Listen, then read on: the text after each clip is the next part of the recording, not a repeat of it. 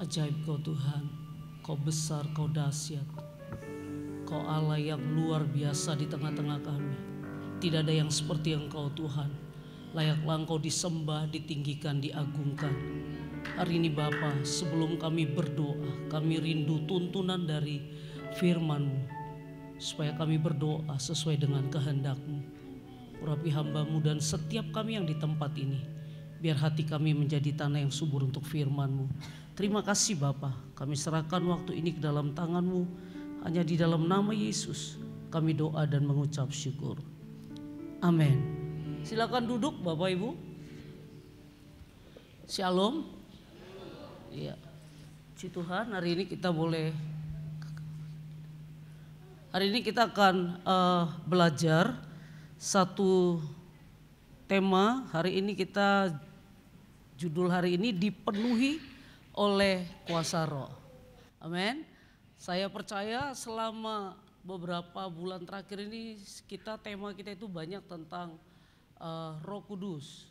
Dan hari ini kita merindukan di dalam doa dan puasa hari ini kita boleh memanifestasikan, menyatakan kuasanya, karena dia adalah pribadi dari Allah itu sendiri. Dia maha hadir, dia ada di tengah-tengah kita.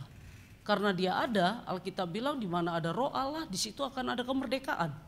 Jadi kita rindu dalam doa hari ini kita boleh mengalami satu kemerdekaan, kita boleh mengalami apa yang sementara akan kita belajar pada hari ini. Kita akan belajar dipenuhi oleh kuasa Roh. Temanya kita akan buka di dalam Kisah Rasul. Ada beberapa ayat yang akan saya lompat-lompat, tapi kita akan belajar bersama-sama. Saya sediakan PowerPoint-nya dengan singkat. Kisah Para Rasul 11 ayat 27 sampai ayat 29. Semua ayatnya ada, kita baca secara responsorial. Saya baca ayat 27, Bapak Ibu 28, demikian sampai 29. Kisah Rasul 11 ayat 27, demikian firman Tuhan. Pada waktu itu datanglah beberapa nabi dari Yerusalem ke Antioquia.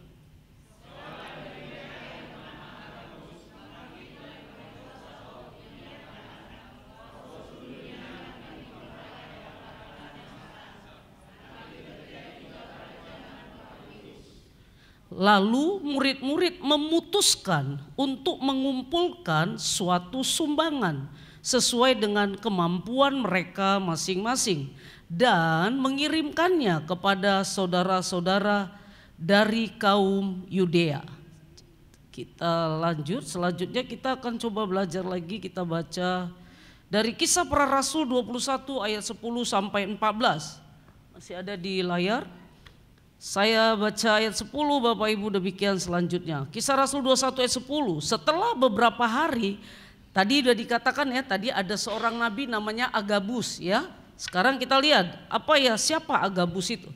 Kisah Rasul 21 ayat 10. Setelah beberapa hari kami tinggal di situ, datanglah dari Yudea seorang nabi bernama Agabus.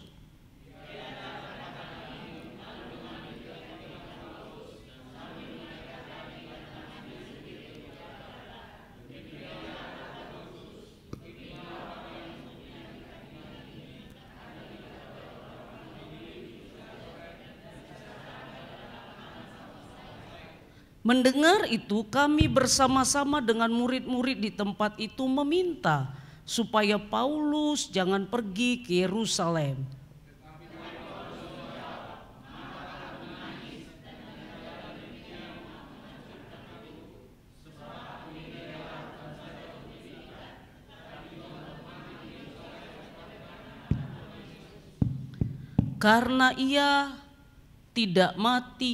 Karena ia tidak mau menerima nasihat kami menyerah dan berkata, sama-sama kita bilang yuk, dua iya, jadilah kehendak Tuhan.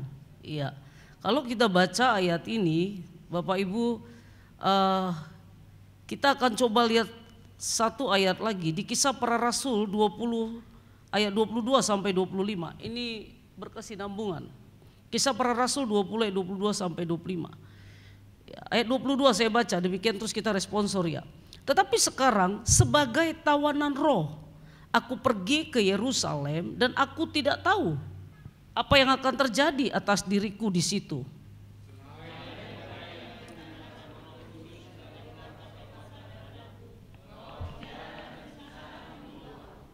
Tetapi aku tidak menghiraukan nyawaku sedikit pun, asal saja aku dapat mencapai garis akhir dan menyelesaikan pelayanan yang ditugaskan oleh Tuhan Yesus kepadaku untuk memberi kesaksian tentang Injil kasih karunia Allah. Bapak Ibu, kalau kita baca di ayat yang terakhir ini dari Kisah Para Rasul ini, ya, kalau kita baca dari Kisah Para Rasul tadi ada beberapa pasal. Kalau kita lihat di ayat yang mati ya.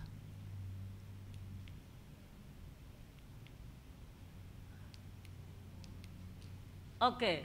Kalau kita lihat di dalam Kisah Para Rasul pasal 20 ayat 22 sampai 25 ini, kalau kita lihat ada kata tawanan.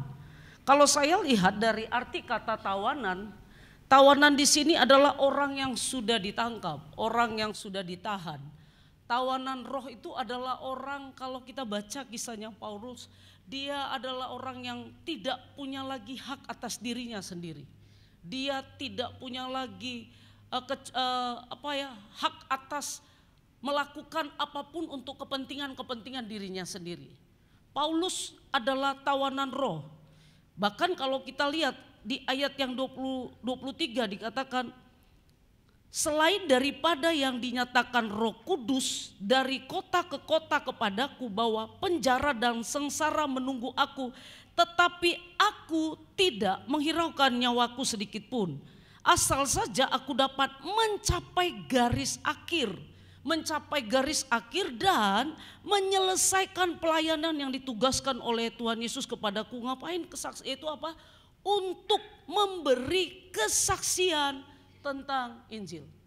Bapak Ibu, kalau kita melihat Paulus pada waktu dia pertama bertobat, pada waktu dia mau membunuh orang-orang ke Damsyik, dia berjumpa dengan Allah. Tahu nggak? Pertama kali waktu dia jumpa dengan Allah, pesan inilah yang disampaikan Allah kepada Paulus. Bisa ngebayangin kalau kita mungkin dapat pesan, Rosalin, kau akan menjadi berkat bagi bangsa-bangsa, bagi engkau akan menyatakan kuasa kemuliaanku di tengah-tengah dunia ini. Wah, itu menyenangkan. Engkau akan diberkati berlimpah-limpah. Wah, itu kita akan dengan cepat mengiyakan. Tapi Paulus dikatakan begini di ayat yang ke-22, tetapi sekarang sebagai tawanan roh, aku pergi ke Yerusalem dan aku tidak tahu apa yang terjadi atasku. Ini yang dia tahu cuma ini, selain daripada yang dinyatakan roh. Jadi roh menyatakan kepada Paulus apa itu? Dari kota ke kota bahwa penjara, sengsara menunggu aku. Jadi Tuhan bilang begini, Paulus, penjara, sengsara itu yang terus akan menunggu engkau. Kalau kita lihat beberapa perjalanan Paulus, dia mengalami banyak problem di dalam pelayanannya untuk memberitakan Injil. Tapi menarik, Paulus katakan begini, aku tidak menghiraukan. Ini orang yang tawanan roh, orang yang tahu ngapain hidup. Dia ngerti kenapa Tuhan panggil dia. Hidup bukan hanya untuk diri sendiri, walaupun kita mungkin punya banyak pergumulan. Tapi Paulus katakan, aku tidak menghiraukan nyawaku sedikit pun. Nah, bayangin, udah dibilang ini Paulus, kematian, penjara itu bagianmu. Tapi Paulus bilang, aku gak menghiraukan itu. Asal saja dia bilang, dia bisa jadi kesaksian bagi banyak orang. Kesaksian Injil diberitakan bagi banyak orang. Hari ini kita berdoa pada saat ini, saya nggak tahu apa yang menjadi pergumulan kita. Tapi hari ini saya mau katakan supaya kita bisa kuat dan bertahan dalam melayani Tuhan. Pegang janji Allah bahwa kita ada di sini untuk menjadi kesaksian supaya Injil diberitakan bagi banyak orang. Amin. Nah, sekarang kita lihat.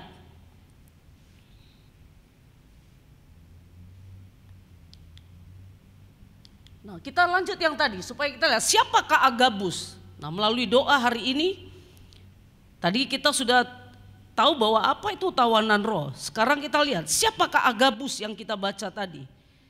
Agabus adalah dia seorang nabi. Ini merupakan nabi di dalam perjanjian baru. Ya, Agabus itu kita baca yang ayat yang tadi, dia adalah seorang nabi di dalam perjanjian baru. Di perjanjian lama banyak nabi, tapi di dalam perjanjian baru ada yang disebut dengan Agabus. Ayat yang tadi kita baca. Nabi, kalau kita lihat arti nabi itu adalah pelihat. Saya rindu hari ini sebagai seorang pendoa adalah biasa kita bisa mengerti kehendak Allah. Pelihat itu artinya itu seorang yang mendapat penglihatan. Agabus itu adalah seorang yang mendapat penglihatan dan mendengar suara Allah dan diutus untuk menyampaikannya kepada umat. Jadi Bapak Ibu, kalau kita lihat tadi, Agabus itu mendengar dua perintah dari Roh. Dia mendengar suara Roh untuk dinyatakan kepada Paulus pada waktu itu. Akhirnya Paulus bilang, walaupun aku harus mati, aku gak akan pernah mundur, tapi aku akan terus maju di dalam pemberitaan Injil. Tadi kita lihat bahkan dibilang Agabus, orang yang punya ikat pinggang ini, itu ikat pinggangnya itu ikat pinggangnya Paulus. Dia akan mengalami aniaya, dia akan mengalami masalah, tapi sebagai tawanan roh, Paulus bilang aku gak akan mundur sedikit pun.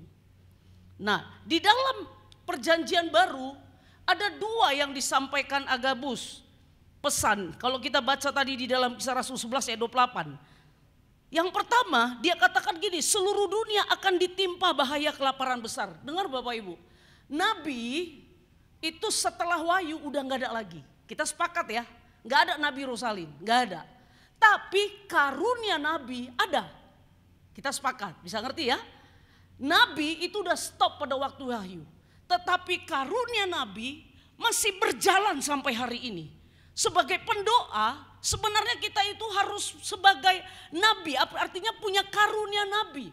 Orang yang mendengar pesan Allah kemudian disampaikan kepada umat. Kalau untuk saat ini pesan Allah tentunya tidaklah boleh bertentangan dengan Alkitab.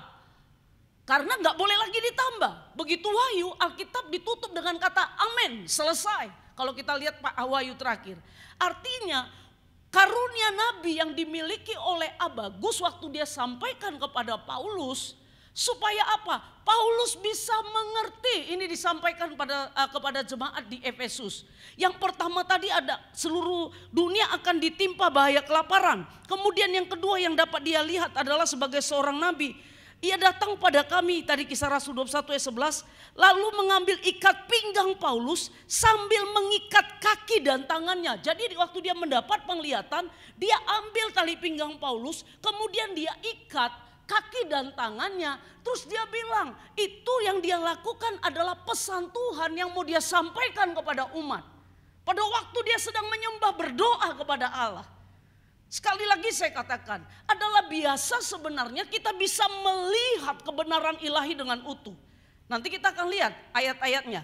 Jadi dikatakan, beginilah dia katakan, orang yang mempunyai ikat pinggang ini akan diikat oleh orang-orang Yahudi di Yerusalem dan diserahkan ke dalam tangan bangsa-bangsa lain.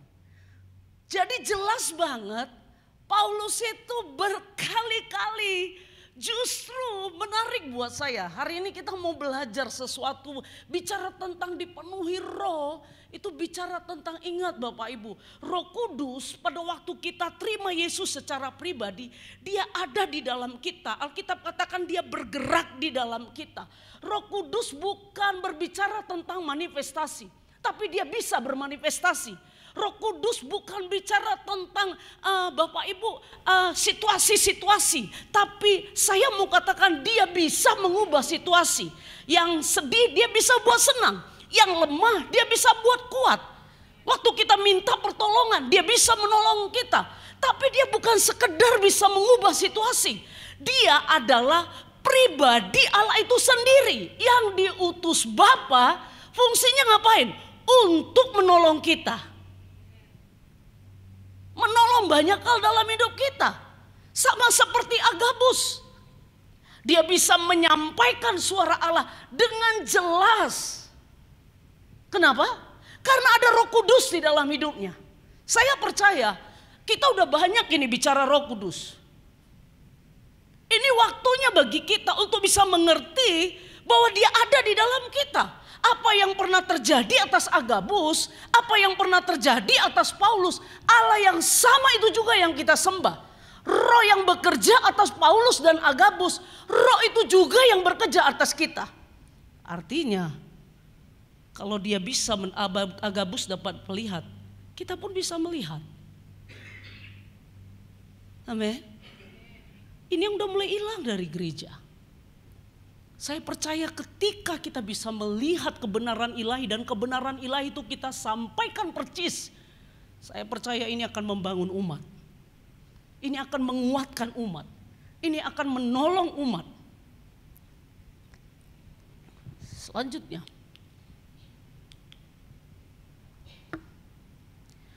apa yang bisa kita pelajari dari perikop ini?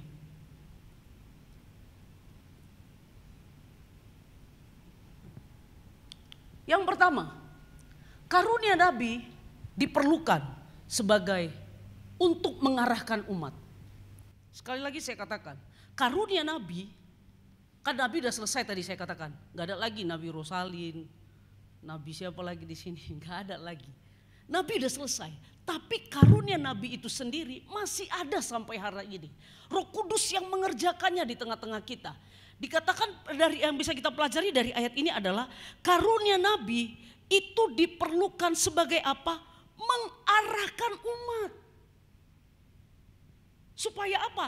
Umat kembali kepada firman Allah. Umat kembali ada di dalam pondasinya adalah firman yang diucapkan oleh Allah. Masih ada karunia nabi Bapak Ibu. Kalau Bapak Ibu mendapat satu penglihatan tentang apapun itu, tapi sekali lagi, tadi nabi adalah orang yang menyampaikan isi hati Allah dan menyampaikannya kepada umat. Semua yang kita sampaikan tidak boleh bertentangan dengan Alkitab. Contoh Bapak Ibu sedang menyembah, kemudian Tuhan mungkin menampakkan kita ada ayat-ayat tertentu yang menghidupkan pikiran kita. Atau kita mungkin seperti menonton satu film gitu. Seperti ada satu kemudian Bapak Ibu melihat sesuatu di situ. Bisa kita sampaikan sekali lagi. Karunia nabi masih ada. Seharusnya pada waktu kita doa-doa seperti ini, itulah yang terjadi di dalam pelayanan kita. Karena pada waktu kita mendapat penglihatan, itu akan menguatkan umat.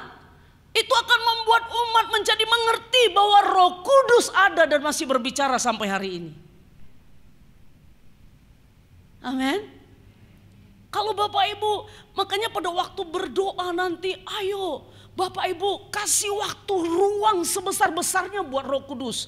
Biar apa yang terjadi pada waktu di Kisah Para Rasul itu bisa terjadi kepada kita. Amin. Kalau kita lihat dari ini adalah karunia nabi diperlukan sebagai pengarah umat. Nah, problemnya adalah kenapa kadang-kadang sudah nggak ada lagi karunia nabi. Kita udah kehilangan ini Bapak Ibu. Kehilangan hubungan yang intim dengan Roh Kudus. Hubungan yang intim tentu itu bicara tentang membangun satu relasi yang dekat dengan Roh Kudus. Satu relasi yang membuat kita peka dengan Roh Kudus. Kita ngerti percis ini suara Tuhan atau ini suara dagingku. Kenapa? Karena kita konsis membaca Alkitab. Kita rutin baca Alkitab. Pada waktu kita baca Alkitab, pada waktu kita berdoa, saya nggak tahu karena ini bicara tentang pengalaman roh pribadi-pribadi. Saya percaya pada waktu kita tenang dalam hadirat Allah, mungkin pada waktu kita dalam keadaan lemah, mungkin kita pada waktu butuh bimbingan, butuh hikmat, butuh pengertian dari Tuhan. Saya percaya pada waktu kita duduk di bawah kaki Allah, kita duduk di dalam hadiratnya dengan baca Alkitab dan bersekutu yang biasa kita lakukan. Saya percaya cara dia berbicara adalah menghidupkan ayat-ayat yang pernah kita baca. Sekali lagi, nabi, karunia nabi adalah apa yang disampaikan oleh firman Tuhan, itu yang kita sampaikan. Sampai hari ini Tuhan masih bisa bicara. Nah, problemnya adalah seringkali seorang pendoa nggak mengerti kehendak Tuhan. Kenapa? Karena jarang baca Alkitab. Ada istilah beda nubuat dengan kubuat.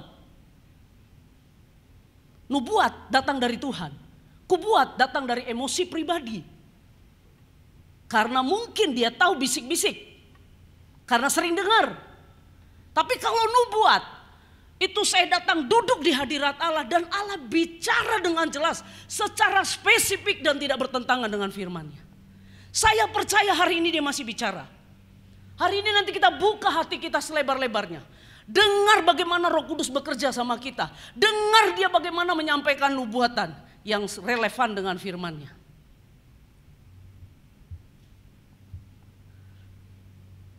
Konsisten baca Alkitab itu akan mempengaruhi. Dengan cepat aja Bapak Ibu ya. Nah ini firman Allah. Membaca Alkitab. Nah pertanyaannya, Bapak Ibu, pada waktu kita duduk pasti kita punya pengalaman. Pada waktu kita sembah Tuhan. Sembah Tuhan, misalnya kita angkat pujian Roh Kudus yang manis datang ke atasku. Kita bisa merasakan kalau kita baca di dalam Alkitab, Roh Kudus itu bisa datang seperti angin. Dia nggak bisa dijamah tapi dia bisa dirasakan. Kalau kita bisa mengerti ini, kalau kita punya pengalaman kepekaan dengan Tuhan, sering membangun hubungan relasi dengan Allah, kita akan bisa mengerti kehadirannya, kita bisa menikmati kehadiran Roh Kudus. Kita bisa mendengar, kita bisa peka dia mau ngapain sama hidup kita.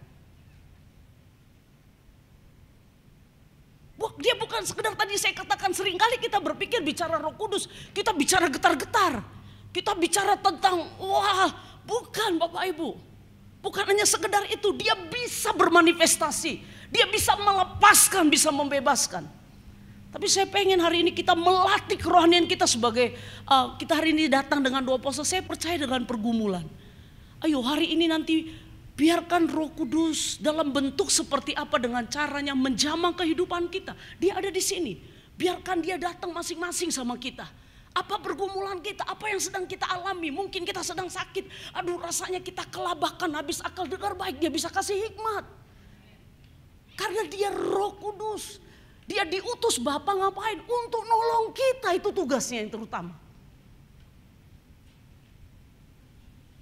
Hari ini nanti kita buka hati kita masing-masing. Saya percaya kalau kita peka, pasti ada pesan-pesan ilahi. Dan itu kalau pesan-pesan ilahi itu akan bisa membuat orang itu bangkit, iman yang mendengar itu bahkan bisa sampai nangis, gak sanggup bahwa itu sedang dalam keadaannya dia. Dengan itulah Allah berbicara kepada umat.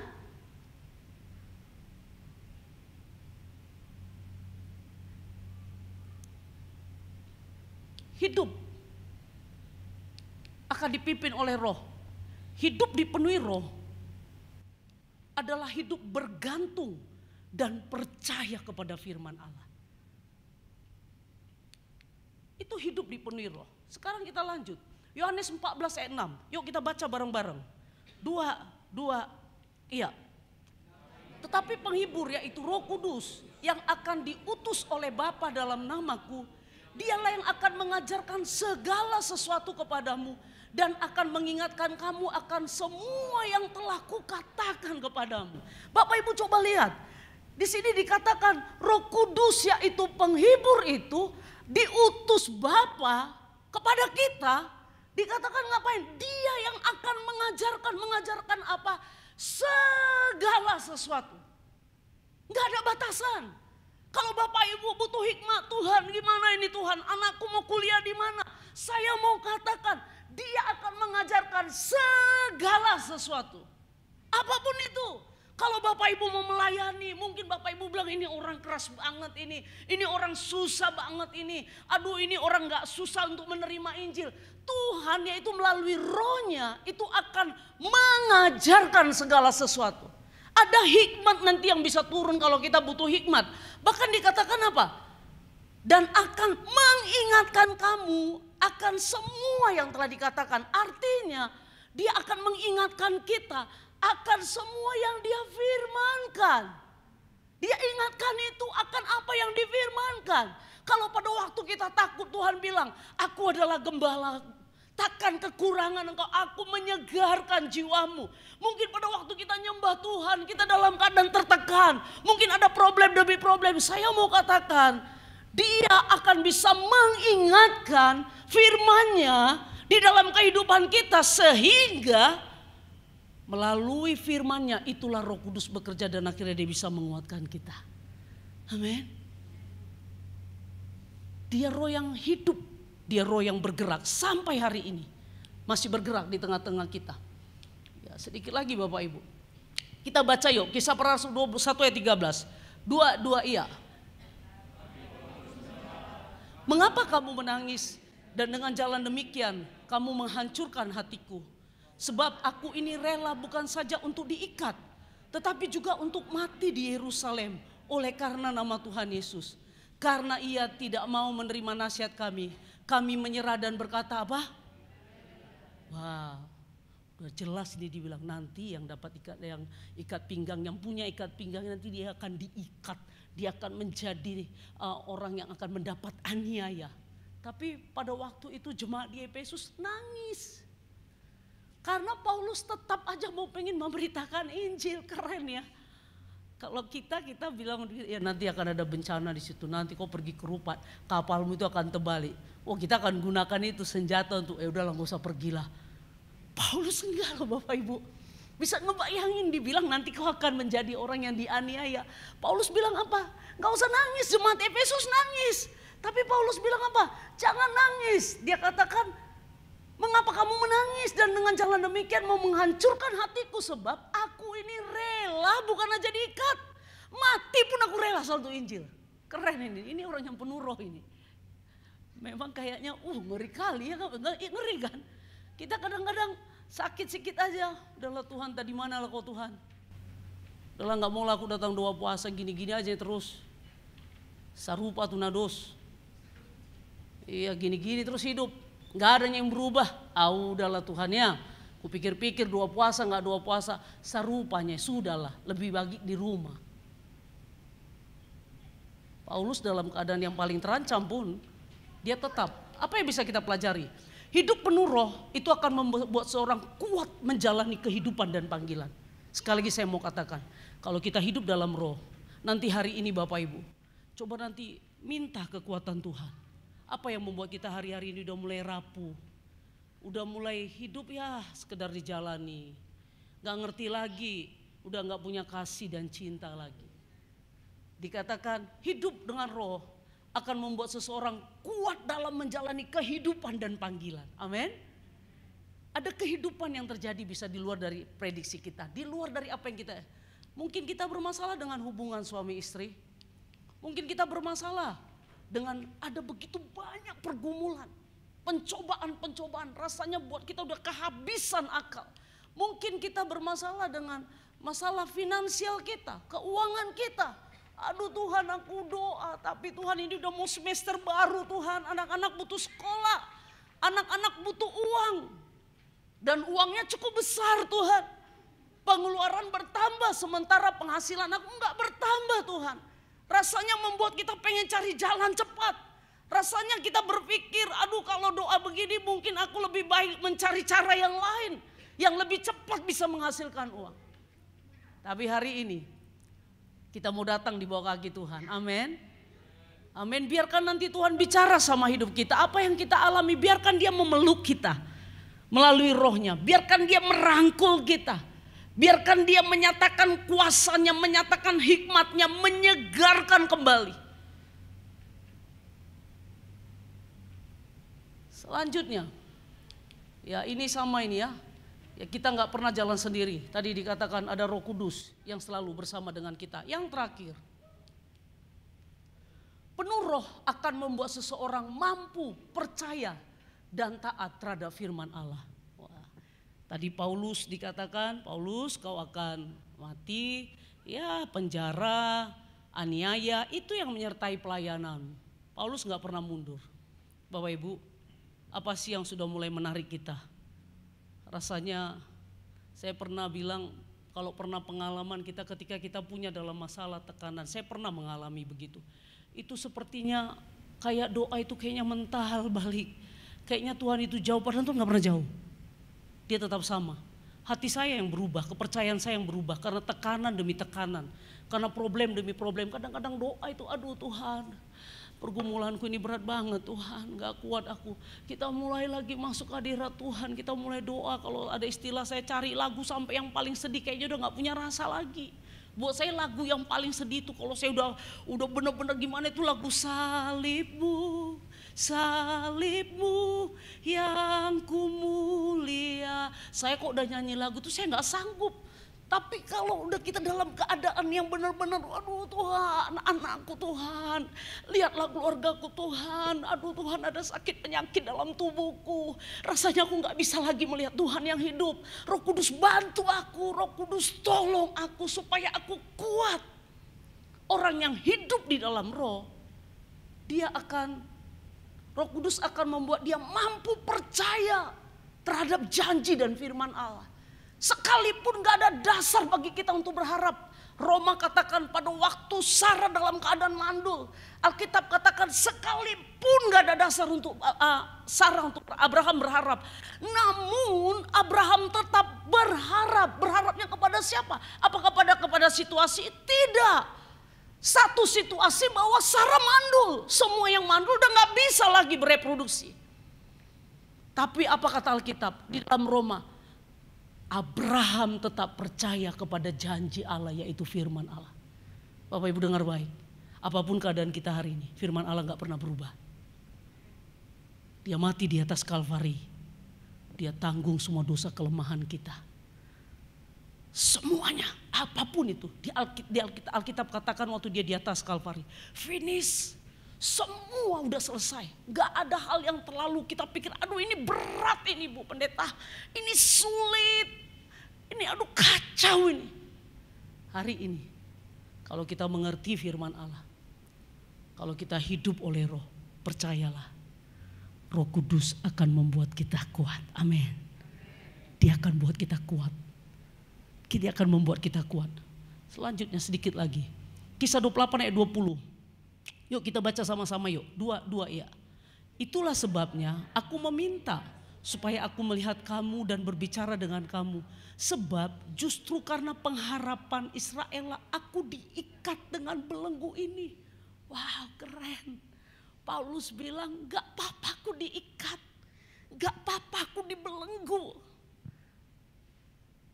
Gak masalah. Bagiku adalah aku mau menyelesaikan sampai garis akhir walaupun akan terseok-seok. Kalau istilah saya bilang mungkin Bapak Ibu udah mulai gak bisa jalan, udah mulai rasanya udah aduh Tuhan berat banget.